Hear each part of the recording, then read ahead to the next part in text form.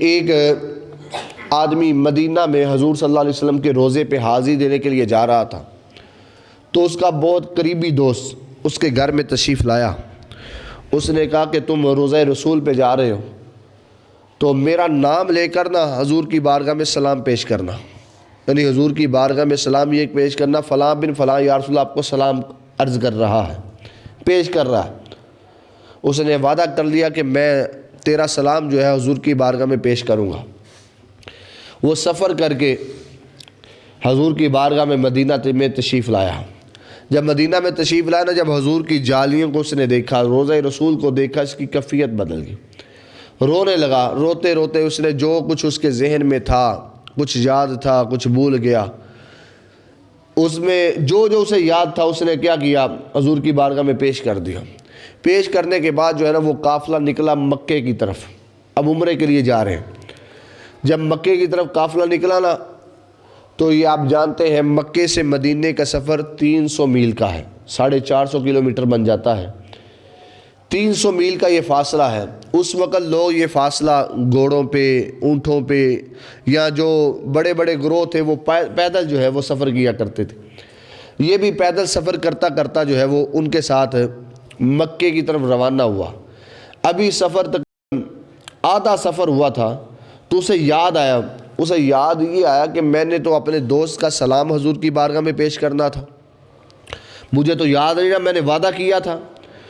اس نے آدھے سفر میں اپنے ساتھیوں سے کہا جو قافلہ جا رہا تھا، اس نے کہا کہ میں واپس جا رہا ہوں حضور کے روزے پہ، تو میں نے حضور کی بارگاہ میں اپنے دوست کا سلام پیش کرنا ہے، میں نے وعدہ کیا ہے۔ انہوں نے کہا کہ قافلے میں اگر آپ جدا ہوئے تو رستے میں کوئی چیز آپ کو نقصان نہ دے دے، کوئی آدمی نہ آپ کو لوٹ لے، تو واپس کیسے آؤ گے، اکیلے رہ جاؤ گے، صحرا کا سفر ہے، کہیں رستہ ہی نہ چھوڑ دو آپ، لہذا آپ نہ جاؤ، اس سے معذرت کر لینا۔ اس نے کہا نہیں، میں نے وعدہ کر رکھا ہے، میں نے سلام پیش کرنا ہی کرنا ہے۔ وہ آدمی واپس مدینے کی طرف روانہ ہوا، اکیلا ہی، سلام پیش کرنے کے لیے حضور کی بارگاہ میں اپنے دوست کا۔ جب واپس مدینے میں روانہ ہوا نا، تو چلتے چلتے جب حضور کے روزے پہ پہنچا، جاتے ہی اس نے اپنے دوست کا سلام پیش کیا حضور کی بارگاہ میں۔ اب سفر کی وجہ سے وہ تھکا ہوا تھا، اسے روزے کے قریب ہی نیند نے گھیر لیا، وہ سو گیا تو خواب میں اسے ذات مصطفیٰ کی زیارت ہوئی۔ وہ بندہ کہتا ہے کہ ایک طرف حضور کے حضرت ابوبکر صدیق ہے، ایک طرف عمر فاروق ہے۔ حضرت ابوبکر صدیق کہنے لگے یا رسول اللہ، یہ وہ آدمی ہے جس نے اپنے یار کے وعدے کو پورا کیا۔ آج وعدوں کا پاس ختم ہو رہا ہے۔ لا ایمان لمن لا عہد لہ، فرمان مصطفیٰ ہے، اس کا ایمان ہی نہیں، جو وعدہ پورا نہیں کرتا، جو وعدے کا پاس نہیں کرتا، اس کا ایمان ہی نہیں۔ آج وعدے کی کوئی پاسداری نہیں، اور اس لیے حضور نے فرمایا لا ایمان لمن لا عہد لہ، جو وعدے کی پاسداری نہیں کرتا اس کا ایمان ہی نہیں۔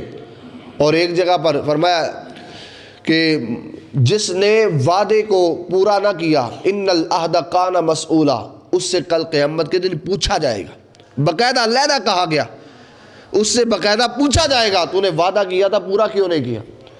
اب وہ بندہ وعدے کی پاسداری کے لیے اپنے دوست کا سلام 100 میل سے سواری پر نہیں، پیدل چلتے ہوئے روزہ رسول پہ پہنچا اور تھک گیا، سلام پیش کرنے کے بعد لیٹ گیا۔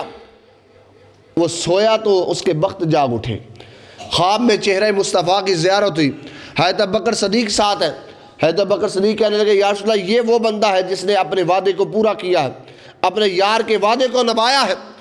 اللہ کے رسول صلی اللہ علیہ وسلم نے اسے بندے سے کہا یا ابا الوفا، اے وفادار ساتھی، اے وعدے کو پورا کرنے والے۔ اس نے کہا میرا نام تو نہیں ہے۔ حضور نے فرمایا آج کے بعد تیرا نام یہی ہے، یا ابا الوفا، اے ابو وفا، اے وعدے کو پورا کرنے والے۔ حضور صلی اللہ علیہ وسلم نے فرمایا تم کہاں سے چل کے؟ کہا یا رسول اللہ 100 میل سے پیدل چل کے دوبارہ آیا ہوں اپنے دوست کا سلام پیش کرنے کے لیے۔ وہ بندہ کہتا ہے حضور نے میرا ہاتھ پکڑا، اپنے ہاتھ میں لیا، یہ خواب کا معاملہ بیان کر رہا ہے۔ حضور نے میرے ہاتھ کو پکڑ کر مجھے مسجد نبوی سے نکال کر مجھے خانہ کعبہ کے قریب بٹھا دیا۔ وہ فرماتا ہے یہ خواب میں ہو رہا ہے، لیکن حقیقت یہ ہے جب میری آنکھ کھلی تو واقعی خانہ کعبہ میرے سامنے موجود تھا، میں سامنے خانہ کعبہ کے بیٹھا ہوا تھا۔ وہ قافلہ جس قافلے کو میں نے چھوڑا تھا وہ قافلہ میرے پہنچنے کے 7 دن بعد پہنچا. وہ سب نے اپنے سر کی پگڑیاں اتار کر میرے قدموں میں رکھ دی. سب کہنے لگے تو کیسے آیا, کوئی سواری تھی, کیا تھا؟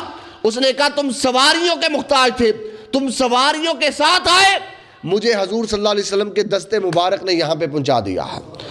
میں نے وعدہ کیا, میں کہتا ہوں جس نبی کے ہاتھ کی یہ طاقت ہے کہ مسجد نبوی میں بیٹھا ہوا آدمی اور خواب میں یہ معاملہ دیکھ رہا ہے, حقیقت میں اس کے ساتھ ویسا ہو جاتا ہے.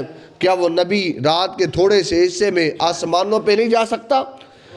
وہ آسمانوں کے آگے یہ جسمانی طور پر وہ بندے کو مسجد نبوی سے مسجد حرام تک پہنچا دیتے ہیں. جس نبی کے ہاتھ کی یہ طاقت ہے جسمانی طور پر بندے کو وہاں پہ پہنچا دیتے ہیں, اس نبی کے اپنے جسم کی طاقت کا اندازہ کوئی لگا سکتا ہے؟